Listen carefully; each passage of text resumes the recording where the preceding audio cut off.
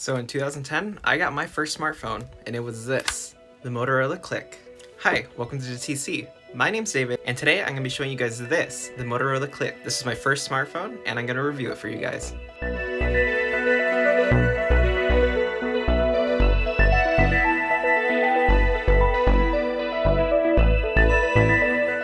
The Motorola Cliq was originally released in October of 2009 in European markets and November in the US. However, that means that this phone is now 11 years old, or 12 by the end of this year actually.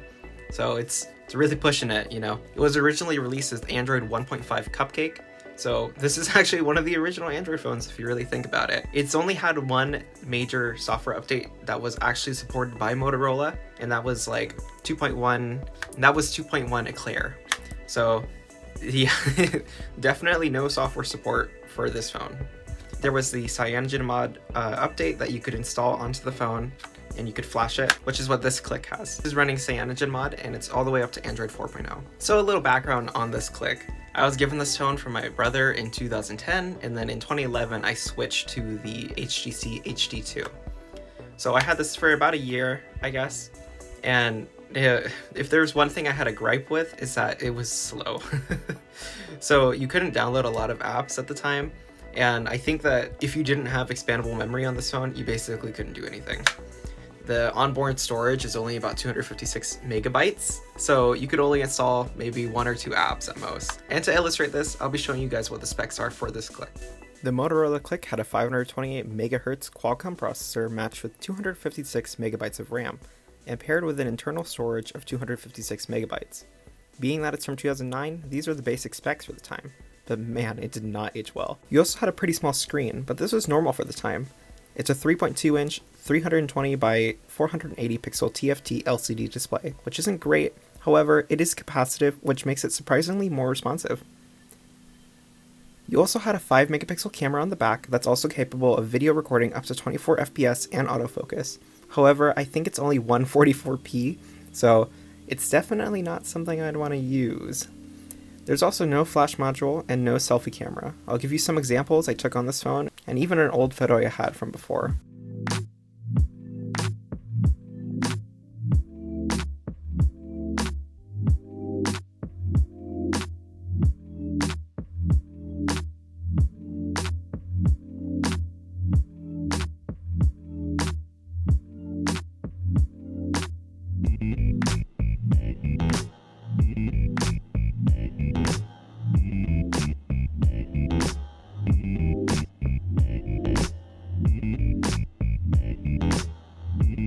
Speaking of size, this is a super small phone, except it also isn't. Having that sliding keyboard makes this phone a real chonk, being 0.61 inches thick, and that's with a double C. Just for reference, I'm going to be putting an iPhone 3G on the left and the Motorola Cliq on the right. 3G came out in 2008, the 3GS came out in 2009, so you can see just how big of a difference the iPhone was for the time. I mean, look at the screen on the iPhone isn't really that big, but it's a lot bigger compared to the Motorola Cliq, even though they're around the same size in terms of physical dimension. Another thing too is that the thickness of these phones, although relatively similar, the iPhone definitely feels better because it has this smooth edges onto it. So it's not like this where it has the thick middle part and then a different part on the top because of the sliding keyboard, and also a different part in the back. And even though these are both plastic, I do think that the Motorola Cliq is definitely way more durable because, as you all know, the iPhone 3GS came with this glossy plastic back, which was prone to scratching and cracking. So this model has not held up very well. Oh, would you look at that? I had a little button cover. It came off. Next, I want to take a quick look at the box and show you guys how you would have been expected to see your Cliq presented. So let's go take a look at the box of the Motorola Cliq first. So you can see on the front, this is actually pretty damaged, but it's kind of amazing that I still have it actually. So in the front you can see that the original software here, and it's actually a little bit raised on each of these, I don't know, apps I guess you'd say. You got like the old Twitter logo, the old Facebook logo, and oh my god, look at that, the old MySpace logo. How about that? Yahoo, Talk, and Last.fm. So if you had a Motorola Cliq back then, this is what you could have expected when you got the box. And then on the bottom, we get a nice red indent, and then this was a T-Mobile version, so it's a GSM. On the back, we can see some of the specs and features of the Motorola Cliq. You get Moto Blur from Motorola, which is just their fancy term for their software. It's using Android, so Android platform. You had 3G capability with Wi-Fi and Bluetooth. You had real web browsing, so you got internet access, instant messaging, so basically MMS. A 5 megapixel camera, which actually honestly isn't bad for the time. You had access to email, video, and music, of course, too. Yeah, look at that, the Android logo. Actually, I don't think that's changed really. Has it? I don't know. I'll have to look that up. And then what's inside? So, of course, you got the phone, you got a battery and charger, stereo headset, a SIM card, a micro SD card, start guide, terms and conditions. When you opened it, fortunately, I don't have all of the things with it anymore, but I do have the quick start guide. And amazingly, it's still sealed, so I'm not going to open this, but you can expect one of these if you were to buy it brand new. You'd also get a pair of stereo earbuds and, of course, the Motorola Cliq itself. So yeah, that's what you'd get in the box.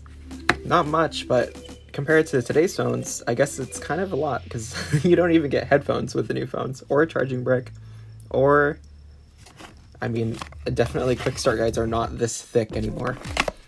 So that's what you'd get in the box. It also kind of has a nice closing feature where it will click to close. I don't know if you guys heard it there. So with the Motorola Cliq, one of the groundbreaking features was this, a physical sliding keyboard. So for the time, a lot of people still like to use physical keyboards. I know if you had a BlackBerry, for example, you were a fan of physical keyboards. So this phone had a physical keyboard as well. And what's nice about it is that the keys are actually backlit. So maybe if I turn off this light, you can see it. It might be a little too bright here, so if I block the proximity sensor, it's a little tough to see, but you can see it's backlit, which is really nice, so you could use it at night. And then when you do slide it up, on the back, the Motorola icon will light up too, so that's pretty cool. The sliding mechanism is pretty nice too, and it actually kind of makes a really nice fidget toy, so I mean seriously, I really like opening and closing this thing because it's just so easy. It's pretty smooth and it doesn't feel cheap either, so that's really nice. I think they did a really good job with the sliding mechanism on this. Trying to type with a physical keyboard in 2020 is something really different. So it actually feels pretty clicky, but the keys are so small and so wound together so tightly, and it doesn't feel like there's a lot of space for each key. So I do feel like I can make more mistakes using this. So I'm just gonna try to type something here and see how many mistakes I can make. Or if I don't make mistakes, pretty good too.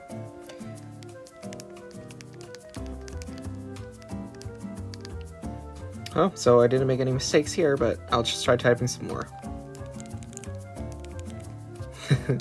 Already.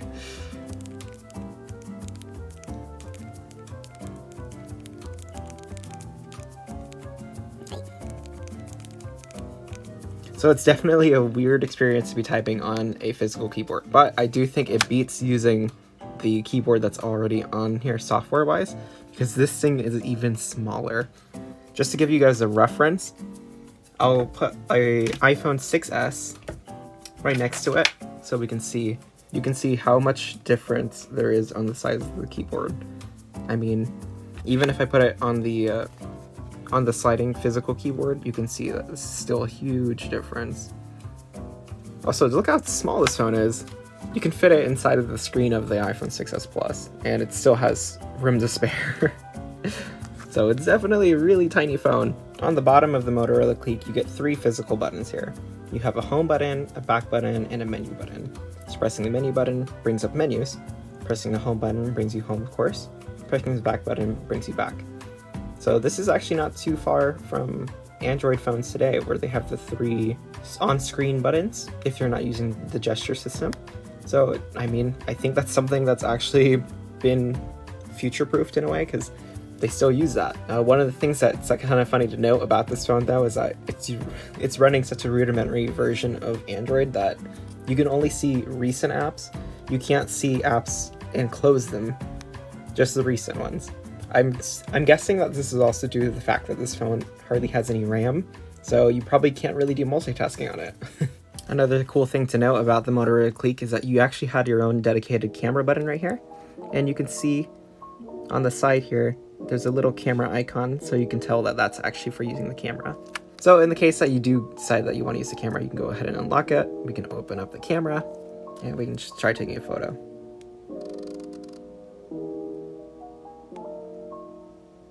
So there's definitely a lot of shutter lag with this phone, but I mean, considering it's from 2009, it makes sense. Also, I just realized that this has a half press, so you have a half press to focus and a full press to actually take the photo, which is kind of nice. It's like an actual, you know, little point and shoot. The phone itself is pretty interesting to use, and it's definitely different than what we have today. Something this small and with a slide-up keyboard. Yeah, it's definitely way different than what we have before, especially when you compare it to something like my 11 Pro Max. It's just worlds apart. So it was definitely a different era back then, I have to say that. It's just amazing that we were able to even make this much progress in such little time. So I can't wait to see what happens 10 years from now. Will we have more folding phones? Will we have phones that are just super thin and light? Or is it gonna be like, you know, an Apple Watch where you just have it on your wrist all the time? So it's definitely exciting, so I don't know where we're gonna go from here. Understandably, most of the phones during this time weren't exactly quick, but still, it was it was painful to use.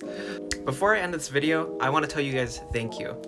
When I first started this channel, I just had the thought of making some interesting and, you know, informational tech videos, but I never thought that I'd be moving into more of entertainment and also trying to show you guys just fun reviews like this. I hope that in the future I can continue to do more reviews like this, so having your guys' support is something I really need, and thank you so much for just giving me the support this early on. I honestly didn't think I was going to hit 100 subs this quick, so thank you. Hopefully I can create even more interesting videos for you guys, so you guys can keep being entertained. So that's it for today's video. I hope you guys enjoyed it, and thank you again. I'll see you guys in the next one.